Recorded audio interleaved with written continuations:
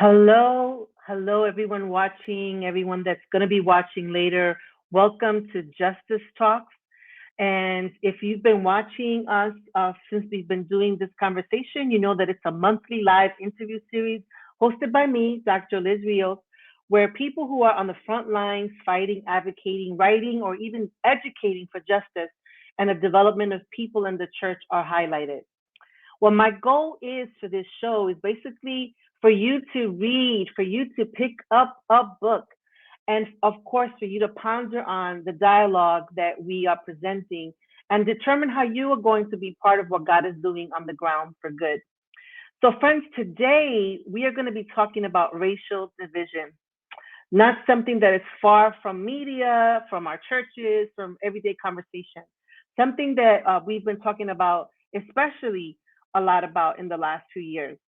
So don't forget to like, love, and put your comments in the chat if something resonates with you. So we're going to get started. Today's guest is Dr. George Yancey, professor at the Institute for Studies of Religion at Baylor University, where he specializes in race and ethnicity and religion. He is the author of Beyond Racial Division, a unifying alternative to colorblindness and anti-racism, published by Ivy P. Press. I don't know if you can see it. There we go. And this is going to be a book that's going to be linked in the comments when we post the conversation. So let me invite Dr. Yancey. Hello, Dr. Yancey. How are you? How you doing? Can I call you Liz? Yes, absolutely. Okay, Please you call me do. George. George. Okay. All righty. So it's a very interesting book that you've written, Beyond Racial Division, a unifying alternative to color blindness and anti-racism. And you go in from the very beginning saying that you believe that our efforts to have this kind of discussion is really not working. We're either going down the path of color blindness or we're either going down the path of anti-racism. And you feel that there's a third way. You feel that as a sociologist, there's another alternative that we can be working on to for the better of our society. So I wanted to ask you, like in the introduction, you say many of us are tired of fighting the same racial battles over and over again. We are tired of waiting for the next racial controversy to generate more animosity and hostility. We are tired of hearing the same arguments and getting nothing done. And I was like, yes, we are. And then you go on to say, if we can stop talking past each other and instead talk to each other, I believe change is possible. And you say that there was a racial incident that led to this real conversation for you. And when I read this, I was like, yes, I'm tired. I'm tired of these conversations that are still going on for so many years and have been heightened in the last few years. The conversations sometimes it's just so exhausting. And then you are struck with the people that you mentioned that are stuck in the color blindness mindset, or the other ones that are just like, I don't have anything new to learn. So I don't feel like it generates for me the warm fuzzies for people, when it comes to this kind of discussion, because I feel like there's so many people in the camps that you mentioned, and I just wanted to know, like, what was the catalyst for you to write this book? Well, I want to say God, but also God worked through my wife. So yeah, I think Yeah. you can look at that. I wrote a lot on racial issues like about 15, 20 years ago, and I used to do a lot of speaking on it. I had a book, Beyond Racial Gridlock, that came out in 2006. Another book, Transcending Racial Barriers, came out, I think, 2009. And Hmm. really, for a period of time after that, I thought, well, I've said all I had to say on this issue. There's other things I want to study, and so I went off and studied other things. I'm a social scientist, is what I do. Right. And then about 3 years, what? No, 2 years ago, 2020. When we had Floyd and when we had Albury and all that happened.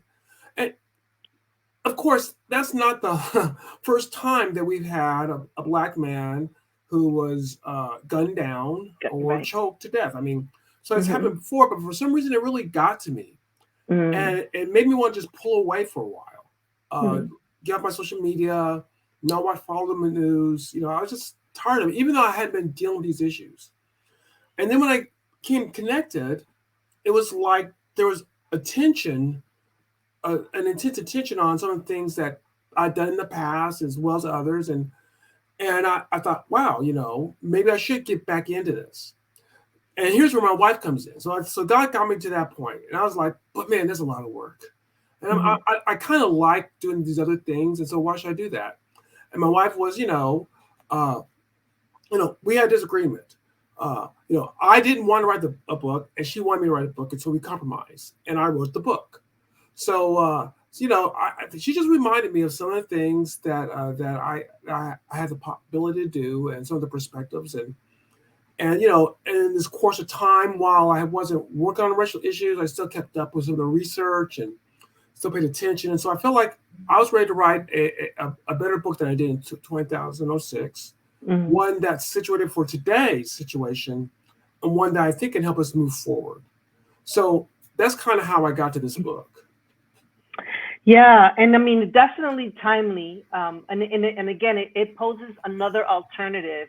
You know, you talk about these two paths, and I've read a lot of books on these two things. That been on webinars.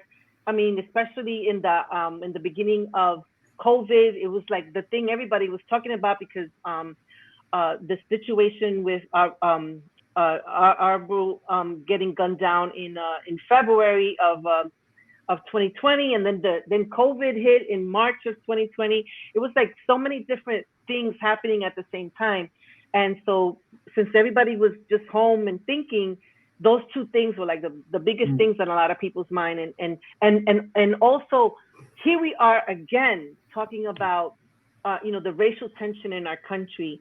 So you talk about this third path that is this mutual accountability, or what you call maybe kind of having these collaborative conversations. So can you just kind of like break it down a little bit more for our listening audience about what is this third path, and why is it so radically different from the talking points of colorblindness or anti-racism?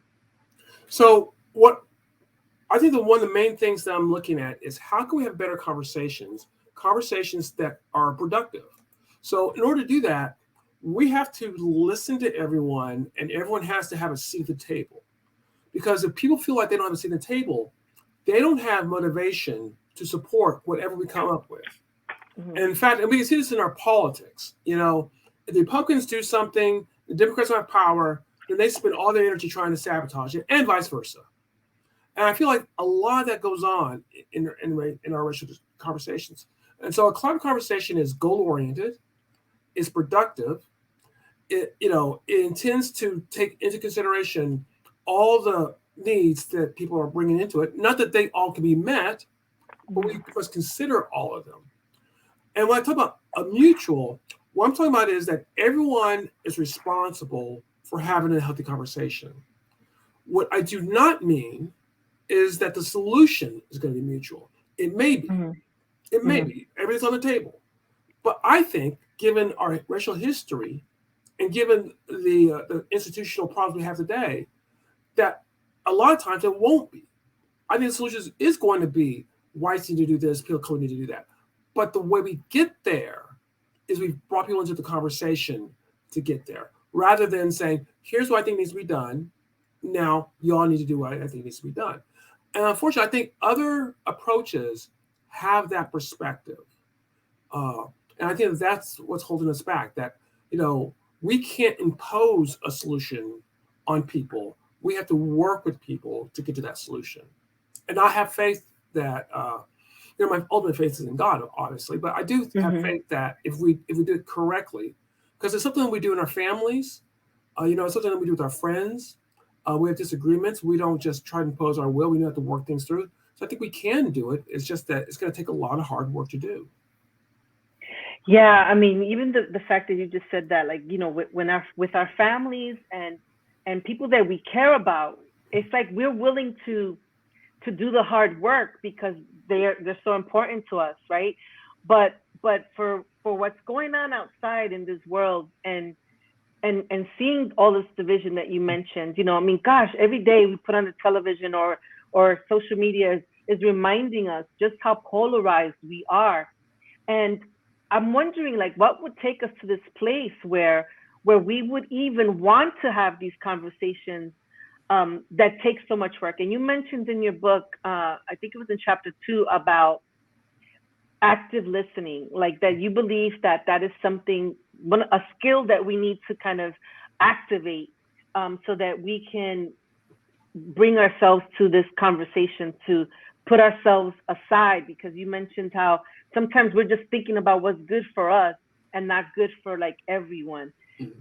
I'm wondering how you would tell someone to kind of activate those skills for someone that they don't really feel the warm fuzzies for. As a matter of Right. fact, they feel very the antagonistic towards these people Sure. because of everything that they said or say. Yeah. Okay. So, I mean, I think there's multiple layers to what you asked, and I think it's a very valuable question. So, why would people do this? Uh, the first thing is, I think there's a group of people who are ready to do it already, uh, and I won't go into it, but I suspect that about 20% of people are in the colorblindness camp. About 20% are strong in the anti-racism camp, and then you have about 50% in the middle, who I think would be willing to engage in this. So I think that you already have an audience. But how do you work with those who are in the camps? I think in part,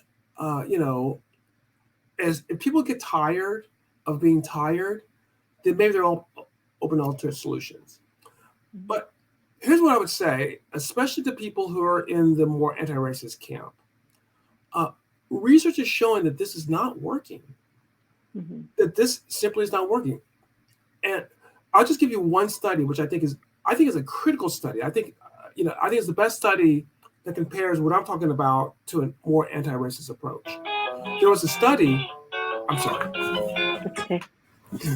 There was a study that looked at how we are going to diversify our management team and our workforce. In other words, how can we hire more people of color as managers, not as workers, as managers? And so they went to all these companies and they said, "What are you doing?" And the companies will lay out what they're doing. And they came back 5 years later to see which companies had hired more people of color as managers and which ones had not. And here's what they discovered. When you have something like a mandatory diversity training, we come back 5 years later, they actually have less people of color as managers. Mm. When you do something such as grievance committees, you set grievance committees for people of color. Mm. Come back 5 years later, you have less people of color as managers. Mm. When you try to tell people how they're going to hire people to make sure they're going to hire people of color, come back 5 years later, less people of color as managers. Mm. When you take those mostly white managers and say, you know what, we want you to be in charge of becoming more diverse. We want you to mentor people. We want you to recruit people. We want you to head up diversity task force. We'll give you voluntary but not mandatory diversity training. You come back 5 years later, you actually have more people of color as managers. So my question is, do we want to do something that might make us feel good in the short term, but is ineffective? Or do we want to do something that is effective, even if it feels, I mean, and I get it, as an African American man, I get it, we have to go to the white people and go, hey, can you help us? But you know what? If that works, if you get more people of color as managers, if that's the issue, then that's about your pride. So do we want to feel good or do we want to do good? I think that when we realize that, can motivate us to make those sort of changes. And I think that's a great study because it really, and the author did not know about my work. The author probably doesn't even know I exist. But I mean, what he found, as a team, what they found was basically having conversations, bringing whites in the conversation to help work with us rather than dictating to them what to do, results in objectively in having more people of color as managers. So I think if we want to make progress, that's the direction we have to go. And if you're tired, then here's what we got to do. Right. I mean, it's an interesting, conversation to have because I'm actually a talent acquisition manager, and we always talk about diversity and inclusion. All this, it's the HR field is like totally involved in this right now, and I've read some of these studies as well that some of this stuff isn't working, and so it's mind-boggling really because you are trying to help the organization to see people and that are people of color and give them opportunities. But then again, I feel like the posture of the people that are the gatekeepers in some of these organizations is not one that allows them to learn how to do this stuff, which is probably why they don't want to be told how to hire people, so like, and it brings to mind, I just posted something on my Facebook yesterday, especially, talking about this ministry world, right? And Pastor Ed Young, he just had a sermon series called Woke or Awake. And he said he took a deep dive into wokeism over the past few months. And he did an initial Google search like every credible researcher does. And he said that he found out that through the Google search that the definition of woke was someone who is alert to injustice in society, especially racism.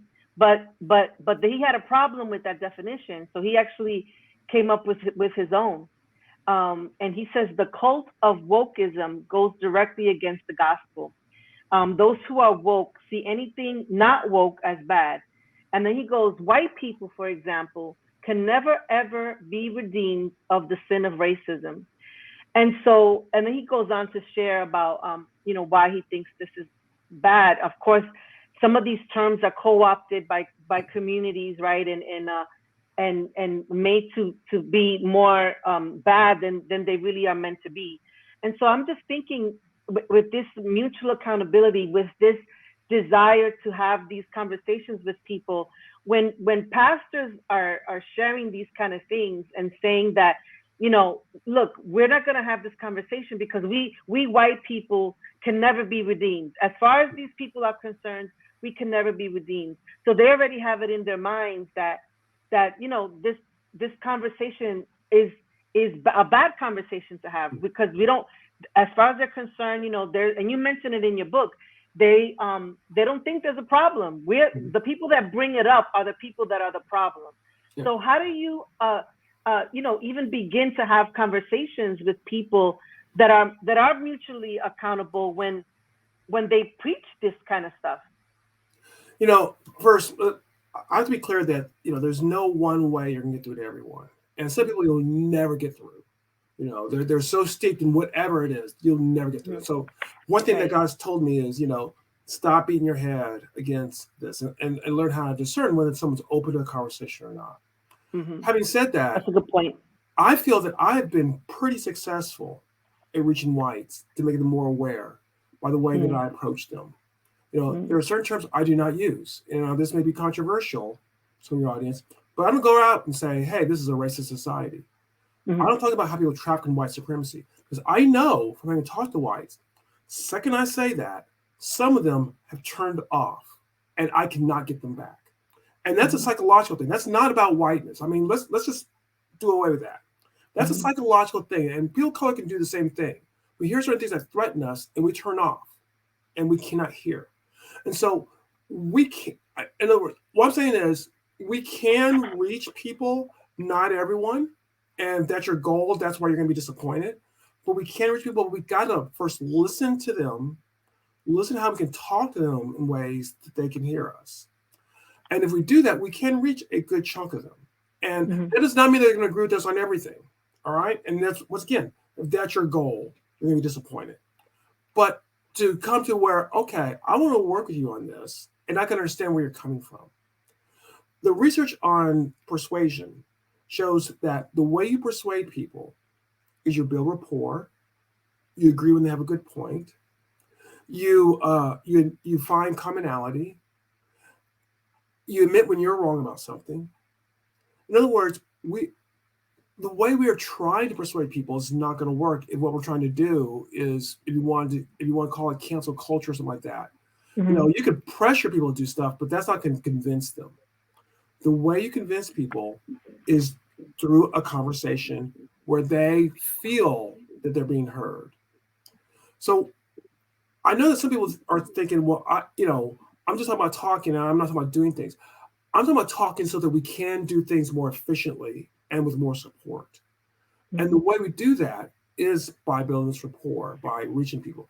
And I'm telling you, it can be done because I have done it. And once again, I'm not saying that I'm 100%, Mm-hmm.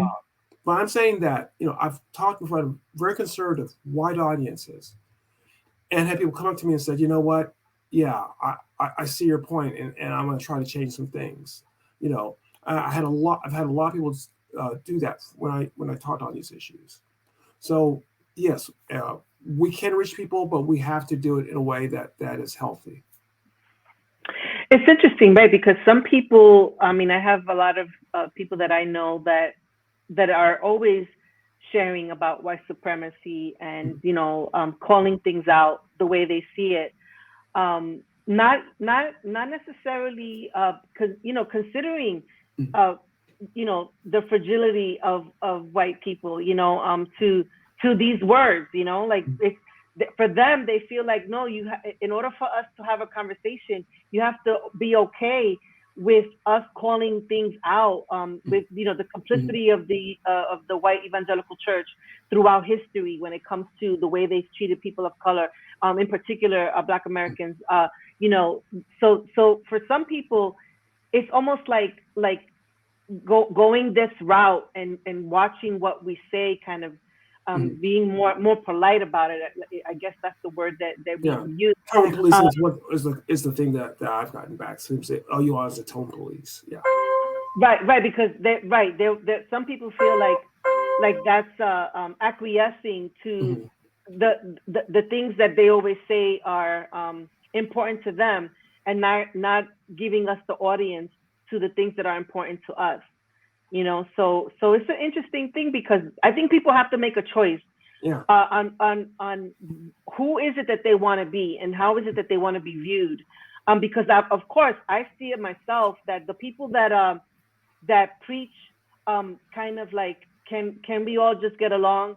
The people that preach, let's not talk about, again, like the things that you've mentioned, or even the things that Ed Young, let's not talk about woke, all of those things, when they're not mentioned, those are the people, especially if they're people of color, that are more invited, more looked at as the nicer of Mhm. the nicer crew, and Yes, I've so been it's, accused of being too nice to whites. Yes, I've heard that one too. yeah. I mean, yes, I mean, I hear it, I read about it. So it's an interesting. I guess everybody that's listening has to make that decision for themselves and on who they want to be. And like you said, what is more important to them? Is Yeah. it to get the information out, or is it that conversation? Well, I'm gonna ask, what is your goal? All right.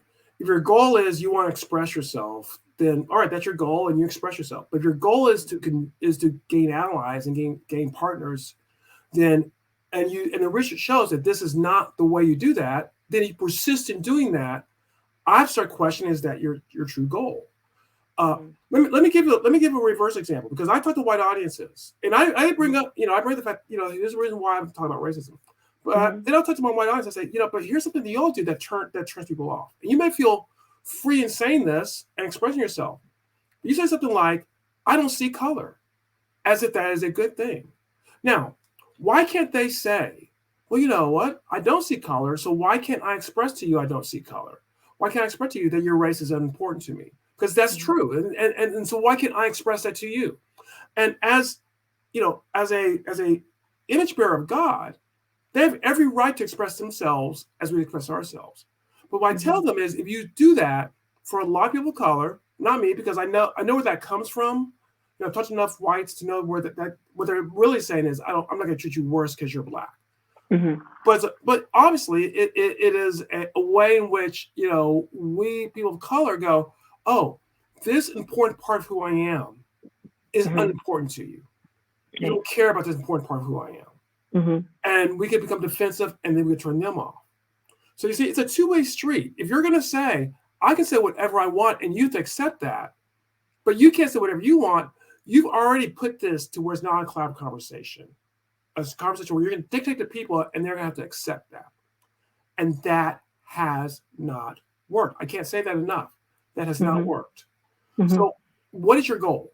I mean, if your goal is, I want to express myself, I want to get profit, I want to just, rain down, whatever. Okay, that's your goal, but your goal is not to have a productive conversation. And people accept that, that's fine, but just accept that is no longer your goal. Yeah, I think sometimes it's, and again, I think this is great because everybody has to ask themselves that clarifying question for themselves. Because sometimes I think it's about education. They want to educate the people that are listening to them, whether it's their followers or whether it's new people, whoever's in front of them, or in social media or whatever, because that's where we see a lot of this conversation happening as well. Definitely not happening too much in many pulpits, right? Because people will leave. That's what we've heard too, if you mention some of these things. But I think sometimes it is education to let people of color know these are some of the things that have happened historically, that you should know, because you probably won't hear this from anybody else, but then it's a catch-22 situation. It's like a double-edged sword in a way, because the same platform that you're using to educate your people is the same platform that you're alienating the people that can be allies, because you're mentioning these things. So, it's a tough situation. It's tough. I've gone into white churches and talked about our history. I've talked about, what I've done is I focus in on the history of housing segregation as an example of how historical institutional racism impacts people today. And I don't pull punches on talking about that. And you talk about back there, you can talk about more overt racism and people accept that. So you're talking about that. But we talk about how the federal housing mortgage loan guarantee program was used, housing audits and how they show the discrimination. We talk I talk about how terrorism was used to enforce Jim Crow legislation. And so we can bring the history. So it's not about not being able to be honest. It's about, if you have a disagreement with your spouse, all right? So, I'm married. I don't know if you're married. I'm married. Yeah, I'm married. Don't you disagree with your spouse, all right? And you're going to bring it up because it's important to you. But don't you think about the way you bring it up? Because delivery is so important. Yeah, because you're an ongoing relationship, right? Yep. So you're going to think about how. That's not tone policing. That's just being reasonable. That's just, I care about you enough. So I want you to hear me. And I know that if I say, well, that's a stupid thing you did, you're not going to hear me. You're going to be contrary to the fact that I called you stupid. So we know that we do this. We know that we do this. And so I reject the notion that, no, I'm just being honest, because I'm honest too. When I'm speaking from white audiences, I'm not like spoon feeding and telling them how wonderful they are. I'm challenging them. But what I will not do, I will not dehumanize them. I will not do that. But I will challenge them. And so we can challenge people, but we have to learn about them in order to challenge them. We have to learn how to challenge them, because we can challenge them in a very healthy way. They can hear us, or we can challenge them in a way that they just turn us off and, they're just going to sit there and put a smile on their face, that classic smile. And they're thinking about, are the Cowboys going to win this Sunday? That's so true. I think two things you said are really important, I think, for the audience to remember. Like you mentioned the marriage example. And again, the question I would say is, like, how much do you care about this other person that is in the image of God as well? Because for our spouses, we care a lot, and I've been married, 32 years. And I always say, to not only to my family, but to anybody, delivery is important. If you don't deliver a message, no matter how good or bad it is, in the right way, yeah, absolutely. It's a human reaction to tone out and say, wait a minute, who are you to come to me this way? So I think that's the question, like, for us to think about the people that we're dealing with on a regular basis, or whether it's through ministry, whether it's through, academia, do we care to get to have this kind of mutual accountability so that we can get to a place where our society can have better conversations and may, not necessarily be so polarized. I mean, I don't think I'm idealistic enough to think that it's going to be gone forever, but I do believe that we can always be making attempts to make things better. But the other thing is what you said about don't dehumanize people, because we would be guilty then of doing the very thing that we accuse them of.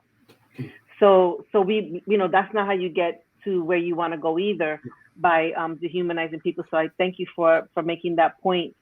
So one of the other things you talk about in your book is about the reality of institutional discrimination. I think that I've met too many people that do not even believe this is real. They think that it's all in our minds, that, that we're too sensitive. So how do you go about discussing this with people that, you're sitting with on the table with, and trying to get them to believe that there is such a thing? Yeah. So, for who I am, I'm not just a Christian, but I'm also a social scientist. And so I talk about the research that's out there, and, so I talked about, first I talk about us being a racialized society rather than a racist society, a racialized society. Because all a racialized society means is our race matters. And then I look at research, I think one of the really interesting, I mean, there's a lot of studies. There's too many studies, unfortunately, that show this. But one of the interesting studies is when they do this audit study where they have a Black or Hispanic and a white person apply for a job. And this has been done, this is not just one or two studies, this has been done, I think dozens of studies, maybe hundreds, but probably at least dozens of studies. And they've done a meta-analysis. And what they see consistently is that you're African-American and Hispanic-American, and they use names so that we may have Leroy, so Black, or Juan, a Hispanic, or I don't know, John, a white guy, or something like that. So just by your name, you're less likely to get called back for an interview if you're Black or Hispanic. Now, then you could oppose to the person, okay, is that fair? What is happening there? To say that there's, I'm not accusing the person who's hiring of personal racism. It may be there, it may be other things. But the reality is, as African American, I have a harder time getting a job simply because I'm an African American. And so, that's institutional. And I also talk about the effects of historical racism. That's where I like to bring up, how our housing segregations impact people of color. I talk about how I, as a kid, lived in a Black neighborhood, had two grocery stores, whereas when we white power town, there's a grocery store on every corner. I could get a job, but there was no jobs in my neighborhood, so I had to catch a bus. It took me an hour and a half to get to work, to get to my job by bus, and an hour and a half to get back home. Now, it wasn't like a law saying I couldn't get a job, but I had 3 hours of my life every day I worked that was gone because I had to be on a bus. Whereas if I lived in one neighborhood, I could have a job that's probably down the street or at least a couple of blocks away. So these are just different realities that we experience that our race matters in. So, I like to look at things that are systematic because as a scholar, systematic means more to me than just an isolated incident. I also like to look at, the historical effects. And to me, that usually is convincing for many whites that, there are racial problems in our society. Yeah, I mean, I'm hoping that, again, people will pick up the book again. It's called Beyond Racial Division and a Unifying Alternative to Colorblindness and Anti-Racism. I'm going to have it on the screen in a few. One of the other things that I wanted to ask you about is and again, you go into depth about it in the book, but since they haven't read the book yet, I'm hoping they'll pick it up. I wanted you to answer this question. Why do you feel the anti-racism camp failed? Yeah. I've already alluded to some of it. Part of it is I think the research shows that it's not been effective. To prepare for this book, because academics tend to read academic books, I wanted to read what people were reading. And so I read a lot of the anti-racism books to see what message they were giving. And part of it, I support. I support the notion of that we're very intentional in dealing with racism, and that racism is multifaceted. And I just could not get away from this, and I saw it again and again and again, that in the anti-racism literature, in the pop anti-racism literature, at least, there's this notion that the role of whites is to do what people of color want them to do. And I'll just give you one example: the whole white fragility book. All right, when you read White Fragility, D'Angelo comes to this point to where she's talking to whites. She says, talk to people of color. She has a friend of color, and she says, wouldn't it be wonderful what whites did instead of doing all these other things she says you shouldn't do, like you shouldn't cry, you shouldn't be mad, you shouldn't. And what whites did was listen to what you had to say, and then promise to do better. Mm-hmm. That's basically saying white people, do what this person of color wants you to do.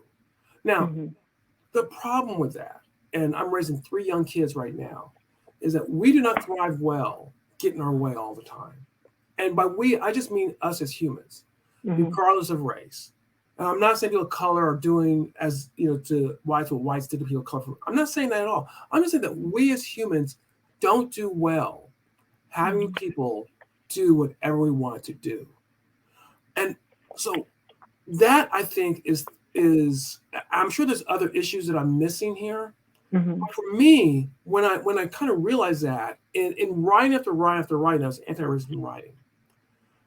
I think that is why it fails. I think that the expectation is for whites to have to do what people of color want them to do. That's where you're going to get backlash. That's where you get resistance. That's where you get sabotage. And that's where you get school board meetings where you have people shouting down the school board because they say it's CRT. Yeah. I don't want to get into the argument about whether it's CRT or not. I'm just saying, why are they doing that? Well, they've been told to do what people of color want them to do. So I think it's going to fail. And the research has shown it's going to fail. And so, once again, if the research shows it's going to fail and we keep doing it, then we're doing something that we know is going to fail. And shouldn't we be doing better than that? Right. I know you mentioned in the book the famous quote, the definition of insanity. Yeah. You're expecting different results, but you keep doing the same thing over and over again.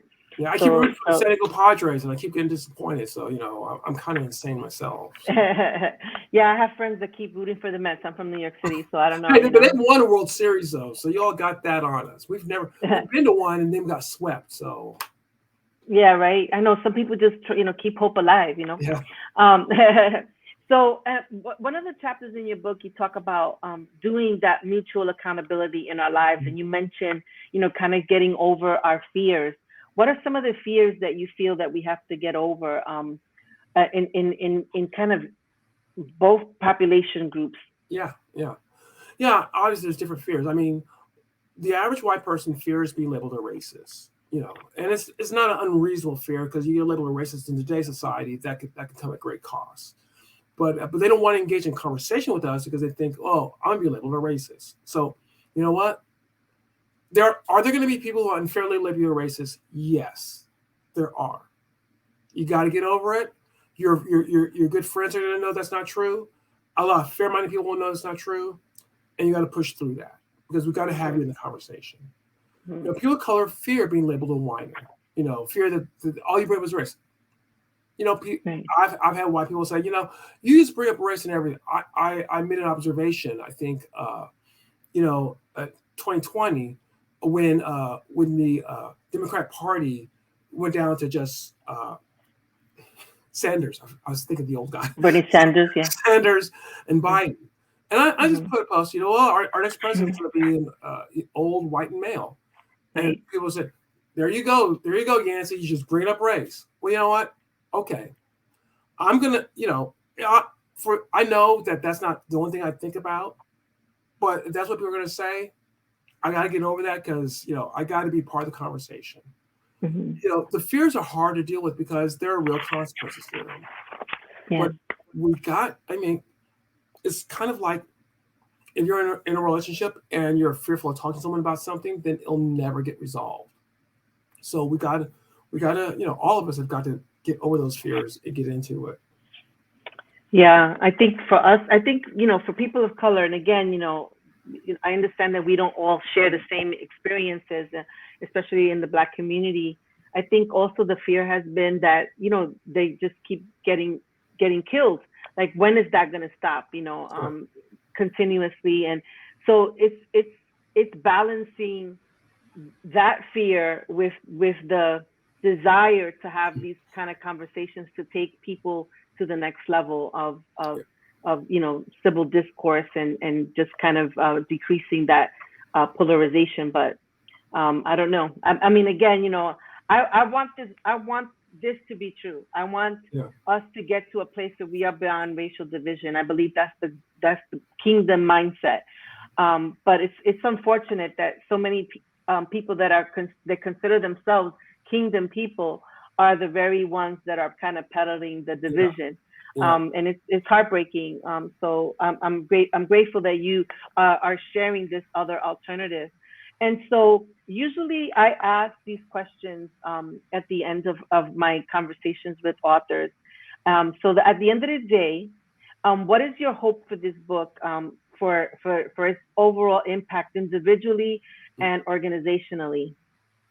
Yeah. So, at the end of the day, I desire nothing less than creating a third way, a revolution, if you will, in how we deal with racial issues.